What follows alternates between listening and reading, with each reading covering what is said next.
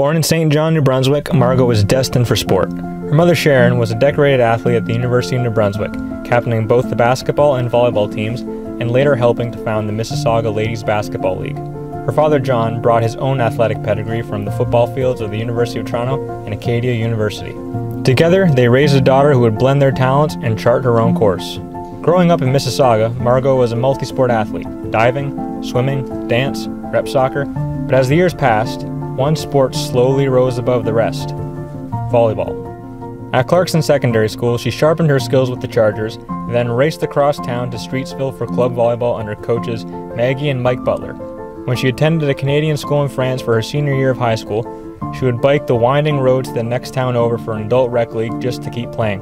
Margo would play 5 strong years with Queen's Gales at right side en route to a degree in politics and economics in 1991. During her summers back home in Mississauga, she would commute downtown to her summer internship and head straight to the beach after work.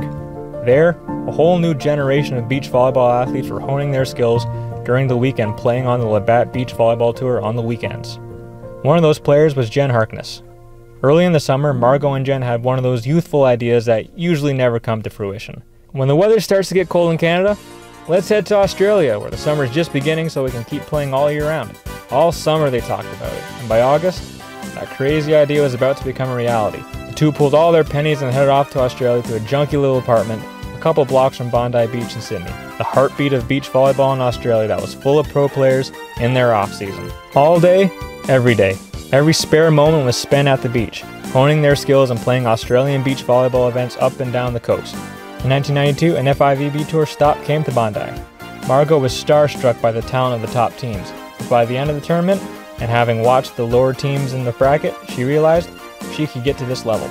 Returning to North America, she enrolled at the University of San Diego, earning a master's in international business. California's thriving athletics scene provided access to elite training partners and high-level competition year-round, allowing her to balance rigorous morning sessions with top-tier athletes alongside her evening coursework.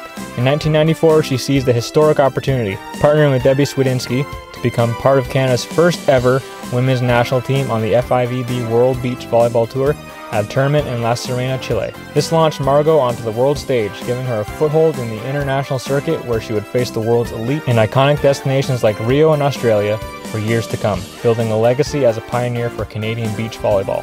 In 1993, it was announced that beach volleyball would be added to the Summer Olympics. At that time, this was something beyond Margo's wildest dreams. As Atlanta 1996 grew closer though, it started to become more apparent that for Margo, it might actually become a reality. Ranked outside the top 40 on the FIVB Tour, complex new rules had them unaware just how close they were to qualifying.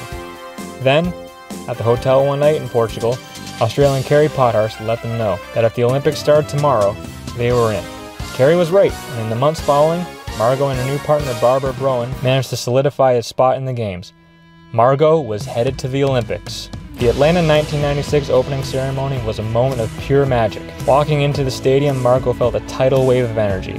When Muhammad Ali lit the Olympic flame, time itself seemed to pause, etching the moment into her soul. On the court, Margo and Barbara made history, playing the first ever Olympic beach volleyball match. Their second match, a grueling 68-minute epic on the center court, remains one of the longest in Olympic history.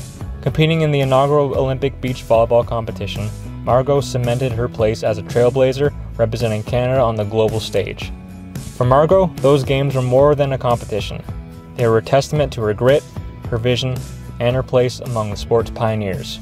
After the games, Margo shifted gears, trading the court for the boardroom. She joined the international marketing team at No Fear, all while still competing in marquee pro events in Rio, Australia, and beyond. She would compete in the FIVB Tour until 2000 before fully stepping off the sand, though she never strayed far from the game.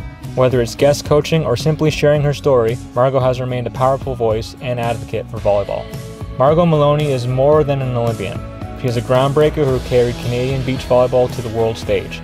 A competitor whose journey from Mississauga courts to the sands of Bondi and the Olympic spotlight embodies passion and perseverance. Tonight, we celebrate Margo Malowney's extraordinary legacy as she takes her rightful place in the OVA Hall of Fame athlete category in the class of 2025.